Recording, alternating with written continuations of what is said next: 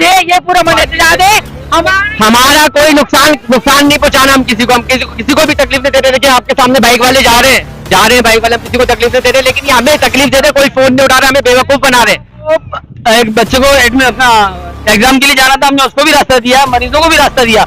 हमारा मकसद ये नहीं है कि किसी को तकलीफ पहुंचाए, सिर्फ हमें हमारी परेशानी हम उनके कानों तक पहुंचाए, हमें पानी मिल जाए। ये छोटे छोटे बच्चे अपने साइज के हिसाब से केले उड़ा के घूमने गली गली में, आप जाके देखें। इनका है किसका, ये कौन से रहमत मोहम्मद कॉलोनी और कौन से मैंने जिनका खालिद मकबूल भाई है, खालिद मकबूल सिद्दीकी से क्या कहना, हम कहना चाहेंगे, हम ये पुरअमन एहतजाज कर रहे हैं और आपसे पुरजोश अपील करते हैं कि आप हमें हमारे जो पेचीदा मसले हैं इनको हल करें।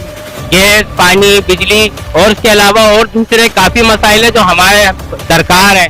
आप लोग खुदारा हमारे पर नजरसानी करें। हम कराची की आवाम और कराची हमारा घर है।